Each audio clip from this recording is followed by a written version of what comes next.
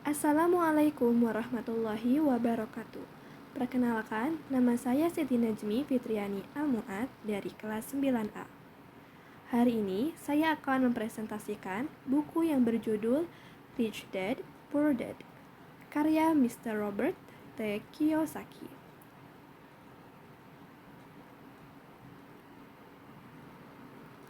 Bagian pertama.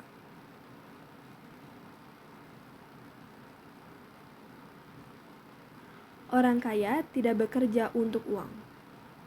Menjadi orang kaya. Pernahkah kalian menginginkannya?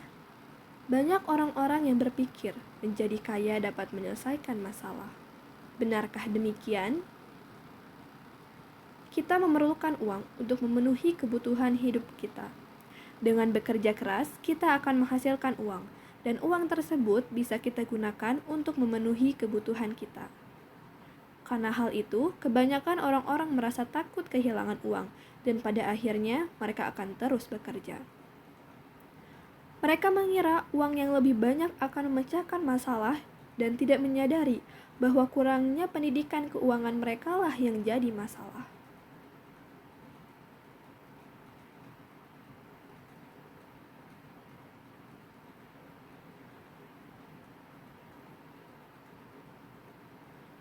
Hidup manusia selamanya dikendalikan oleh dua emosi, yaitu ketakutan dan ketamakan. Banyak pekerja yang merasa takut tidak memiliki uang. Mereka menghadapi rasa takut itu dengan terus bekerja lalu menghasilkan uang yang banyak untuk memenuhi keinginan mereka. Terus-menerus seperti itu, membiarkan emosi menguasai pikiran mereka. Pada akhirnya, uang mengendalikan hidup mereka, mengendalikan jiwa dan emosi mereka. Itulah salah satu perangkap dari hidup. Dari pernyataan tersebut dapat kita simpulkan bahwa menjadi kaya tidak dapat memecahkan masalah. Lalu, apa yang harus kita lakukan? Emosi adalah hal yang menjadikan kita manusiawi. Bersikaplah jujur pada emosi kita dan gunakan emosi serta pikiran untuk kepentingan kita, bukan untuk melawan diri kita.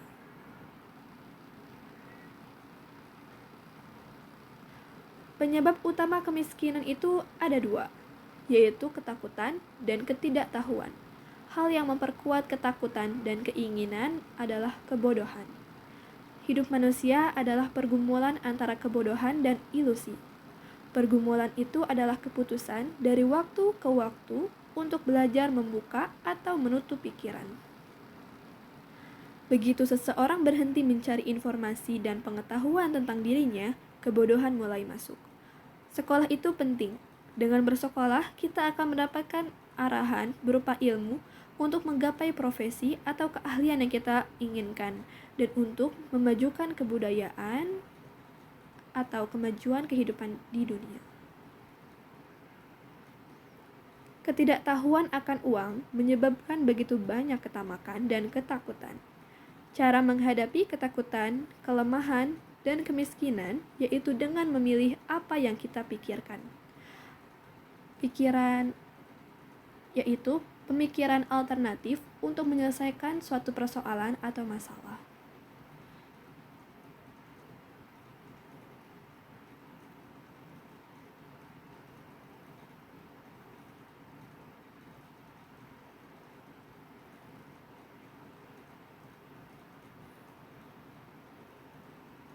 Apakah kalian tahu cara membuat uang bekerja untuk kita?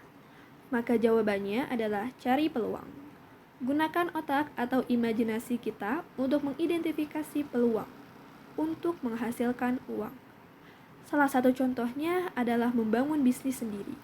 Dengan demikian, pemegang kendali keuangan bisnis adalah diri sendiri, dan kita tidak bergantung kepada majikan. Hal terbaik dari memiliki bisnis sendiri itu adalah ketika kita tidak hadir secara fisik, tapi uang tetap bekerja untuk kita. Bagian ke-6.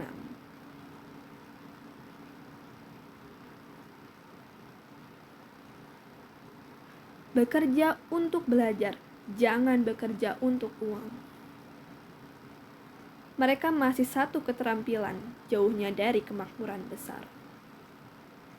Maksud dari frasa di atas adalah kebanyakan orang hanya perlu mempelajari dan menguasai satu keterampilan lagi, maka penghasilan mereka akan bertambah secara berlipat ganda. Menghadapi hal tersebut, kecerdasan keuangan merupakan solusi yang lebih mudah daripada yang diyakini oleh kebanyakan orang, yaitu bekerja keras. Kecerdasan keuangan terbagi menjadi 4 keterampilan teknis. 4 keterampilan teknis utama, di antaranya akuntansi, melek keuangan atau kemampuan membaca angka. Investasi, pengetahuan tentang uang yang menghasilkan uang. Memahami pasar, pengetahuan tentang persediaan dan penawaran. Hukum, kesadaran akan akuntansi, korporasi, serta aturan daerah dan negara.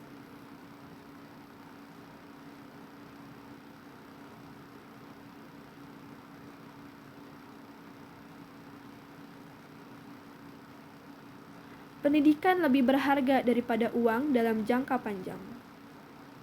Jika kita belajar dengan sungguh-sungguh, maka di masa depan kita akan mendapatkan pekerjaan yang terjamin. Begitulah pendapat ayah Pak Robert yang berpendidikan. Dan belajar sedikit tentang setiap aspek kerajaan bisnis adalah saran dari ayah kaya. Kebanyakan pekerja hidup dalam batas kemampuan mereka. Mereka bekerja dan mereka membayar tagihan. Kebanyakan pekerja berfokus bekerja demi upah dan tunjangan yang memberikan ganjaran dalam jangka pendek, tapi seringkali merupakan bencana dalam jangka panjang. Teruntuk anak-anak muda, carilah pekerjaan untuk apa yang akan kalian pelajari, lebih dari apa yang akan kalian peroleh. Begitulah saran dari Pak Robert untuk kita para anak-anak muda.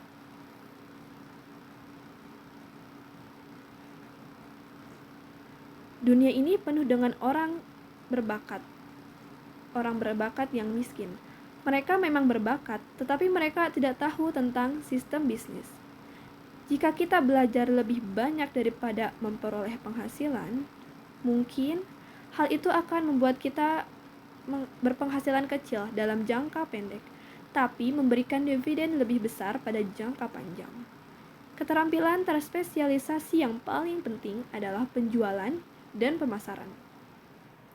Keterampilan manajemen utama untuk sukses ada 3, yaitu manajemen arus kas, manajemen sistem, dan manajemen sumber daya manusia. Banyak orang jenius yang berpenghasilan kecil karena mereka tidak bisa berkomunikasi secara efektif dengan orang lain. Jadi, keterampilan berkomunikasi adalah keterampilan dasar yang harus kita kuasai untuk mencapai kesuksesan pribadi.